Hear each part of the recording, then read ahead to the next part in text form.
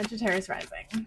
This is your tarotscope for the total lunar eclipse in Virgo, which is taking place in your 10th house of career and public roles. This eclipse is about letting go. It's near the South Node. So let's see what you need to release and how you can support yourself as you do so.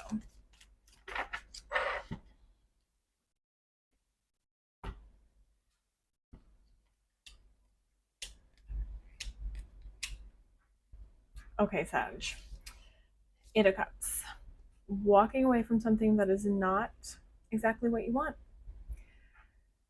The 8 asks you to trust yourself.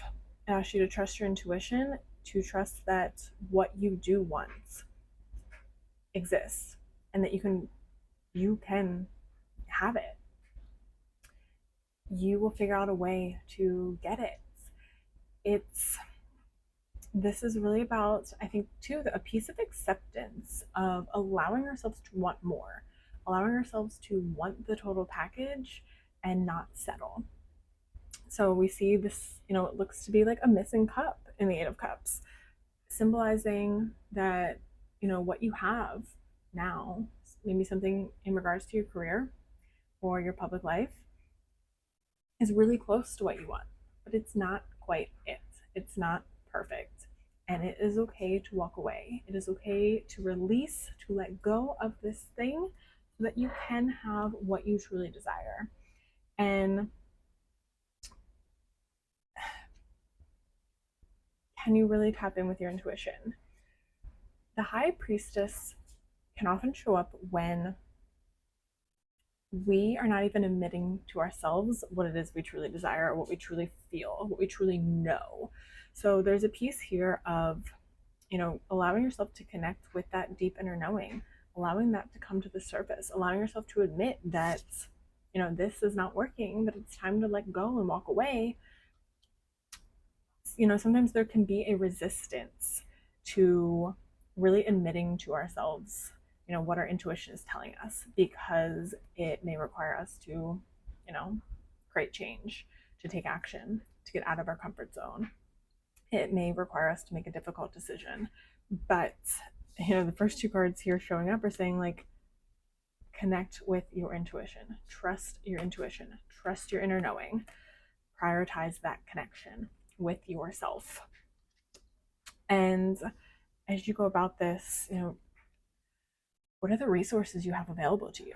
The Magician is about creating, manifesting, creating what it is that you truly desire, going after this. What are the resources you have? The Magician is, the Magician utilizes their tools. And, we have the 4 symbols of the 4 minor arcana.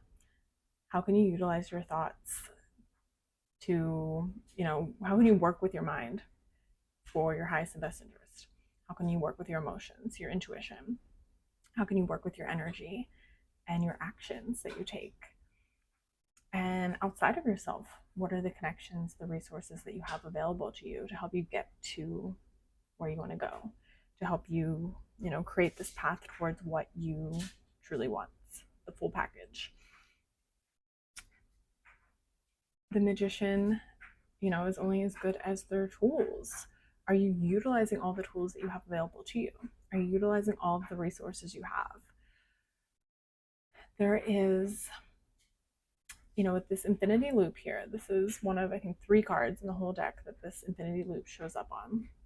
And think about, the infinity loop is like, patterns will continue to repeat themselves until the desired outcome is achieved.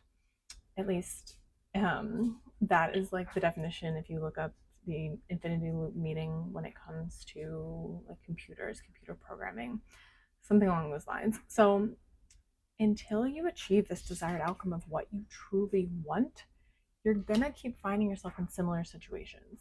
You're gonna keep finding yourself in similar patterns. You're gonna continue to be asked to release and let go of what's not working. So instead of continuing this cycle, can you do the work necessary to manifest what you truly want, what you truly desire?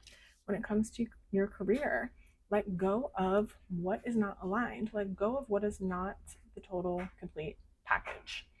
And supports here for yourself, 10 of Cups showed up reversed. The reversals can be a little bit of a resistance, but the 10 of Cups asks you to be present, to hold space for all of the emotions coming up. Like I mentioned, in High Priestess, sometimes it can be difficult to connect with our intuition because it requires us to make a change in our external reality that like our conscious mind or our ego doesn't like or is just uncomfortable. It requires, being honest, maybe having tough conversations or getting out of our comfort zone. So a lot of feelings may be coming up for you. Can you hold space for all of them?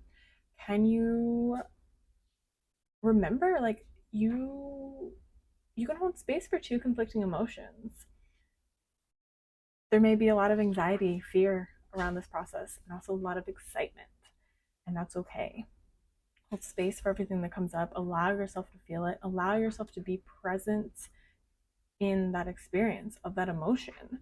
That is another reminder of the 10 of Cups. It's like we don't have to be happy all the time. To really live a full life, it's about feeling all the emotions, allowing ourselves to experience joy, to experience sadness, to experience grief, to experience excitement, like to experience the full spectrum of emotions. So there's a big piece here for you around trusting your intuition. Trust your intuition, Sagittarius rising. And this releasing is about releasing something that just, it's good, but it's not good enough. It's not what you want, and that's okay. You deserve to have what you desire. You deserve to create what you desire. You are worthy of putting in the effort to make that happen. So, this is about releasing. This is about letting go. We're also entering a Mercury retrograde.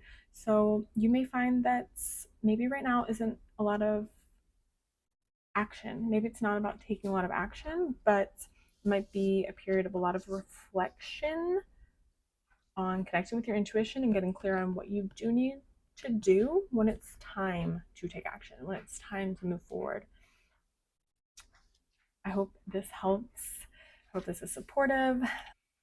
If you feel called to book a one-on-one reading, I will put the link in the description below. I offer one-on-one readings over Zoom and also pre-recorded readings. And keep an eye out for your Mercury retrograde tarotscope, which will be posted soon.